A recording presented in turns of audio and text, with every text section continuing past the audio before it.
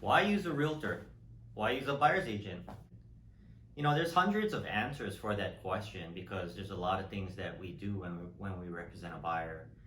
The one specific thing that I kind of want to go into is that as far as negotiations, one big thing that we do that a lot of buyers may not be thinking about is not only when we offer do we negotiate the deal and try to get our buyer the best value, or accepted with that matter when competing with multiple offers, so there's strategies and all that involved. But everyone knows about that negotiation. Not everyone knows about the secondary or third or fourth negotiation that comes along in the transaction. Some of it might be like an appraisal concern, and if there is an appraisal shortage or anything like that, it's back to the drawing board and we start negotiating with our seller. A big one that a lot of people don't take into consideration is the diligence period and the repair negotiation. And so in the resale market, also for the brand new home market, what we do is during the diligence period, which is the first 7 to 10 days of a transaction, this is for resale, this is the time where a buyer protects themselves with finding out everything they can about the property, making sure it is what they thought it was, thus having the confidence to move forward after that.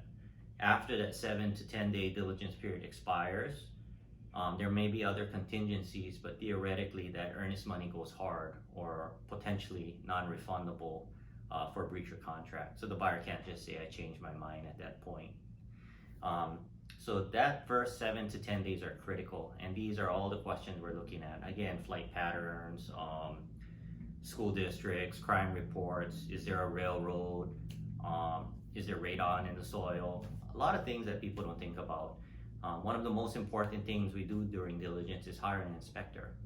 We provide the buyer with some options on who to hire potentially if they don't have an inspector in mind, based on the experience we have with them. As for me, the way I do business is I try to hire the most meticulous inspector that I know on the market. A lot of buyer's agents shy away from this because buyers tend to freak out when they see the actual report and they're like, wow, this house is gonna fall apart, or this house isn't what I expected. But for me, especially being a broker, I like to know everything in detail that's going on with their property. And we prepare the buyer for what's coming, so the expectation is there's no surprises.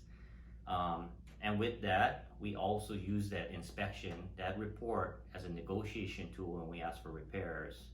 I train my buyers on what to expect, what is common, what could be considered just maintenance, what might be a potential deal killer, and it goes in this order. The number one thing when we get the inspection back, and most reports are 2 pages, 3 pages, as far as a summary of items. And this inspector is not allowed to tell us what the diagnosis for their problem is. So they simply tell us what the problem is. And some of the issues is like, for example, if a light isn't working, an inspector will say, well, light fixture not working, when theoretically it just might be a light bulb. But we don't know until we know. So we take that inspection, I prepare my clients. We first look for the most important things, which are potential deal killers. Roof issues, structural issues, foundation issues, soil settling issues, maybe AC problems. Those are major. Then secondarily, what could cost a lot? Are there cracks in the pool? Are there major plumbing, electrical, health and safety issues? We figure that out.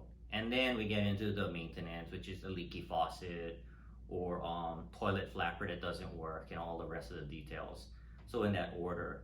And what we do is we don't only take that inspection and give it to our buyer, of course with that expectation of knowing what they're gonna get. We try to take a step further and help our buyers with an estimate on those repairs. And that doesn't mean the buyer has to do it, nor the seller, but at least the buyer knows the expense behind what they're asking for. Because what I train them is that if you ask for everything, seller will get emotional and you probably will get nothing. You're gonna get an unhappy seller because because they're going to interpret a nitpicky buyer. So with that, we try to keep our buyers focused on functional health and safety items. So anything electric, plumbing, smoke alarms, outlets, HVAC, which is your cooling and heating. If there's a pool items. So anything major, we try to stay focused on that, and then we itemize all the detailed maintenance issues as well. And then we strategically pick our battles with the attempt of winning the war. And so we ask for those specific items, and theoretically we ask for the most high liability items, electrical for example, or the highest costing items, because the buyer is probably going to fix these items when they move in, right? So we try to keep it focused on most of those items, and we try to get the bulk of the financial risk and liability risk taken care of by the seller. And everything else we can kind of weigh out, is it worth it to move forward? Is it worth it for the buyer to handle? We then talk to the seller's agent, prepare them for what's coming so that their seller doesn't freak out, talk them into, hey, look, we're not asking for cosmetics, we've spent a lot of time tearing this inspection apart, and we're not asking for the full inspection, we're asking for 10% or 20% of the inspection. And that's where that meticulous inspection really helps us, because we don't look like nitpicky buyers anymore when the inspection is this long and we're only asking for this much. So we use that as a tool as well. And then if the estimate that we've gotten on all these numbers help my buyer, then we provide that to the seller. If it's not going to help the negotiation, of course we don't provide it to the seller, and the seller can do their own diligence. So when we represent the buyer side, that's how it goes. And normally it's the seller has a few options. They can say, yes, we'll do all the repairs. No, we won't do any repairs. Or maybe we'll credit in lieu of repairs. Or we'll do a combination of, we'll fix these items and credit for these. Or we'll just fix these items. So there's a lot of ways that this negotiation can take place. But again, we represent the buyer, and we try to get the most for our buyer, whether it's more important for them for monetary value or for the seller to actually fix those items. And so we've been working with the trade, especially with our property management sector of our company. We manage over 400 homes, so we deal with contractors on a daily basis, and they take care of us. And we pass along the discount to our buyers on top of that. So we ask the seller for repairs, seller comes back and says, here's what we'll offer, and we either, we accept that, or we'll come back another round and say, no, that's not gonna work, we really need this amount, or we need at least these things. And then we keep going, potentially extending diligence until my buyer is confident moving forward at that point with the deal at hand. So really what we're doing is gaining buyer confidence, adding value, adding financial value, and limiting liability for our buyers, just with this one negotiation, which is one, not trivial, but just one part of the transaction. They're all pretty equally important, but again, this is just one part of many steps to a transaction.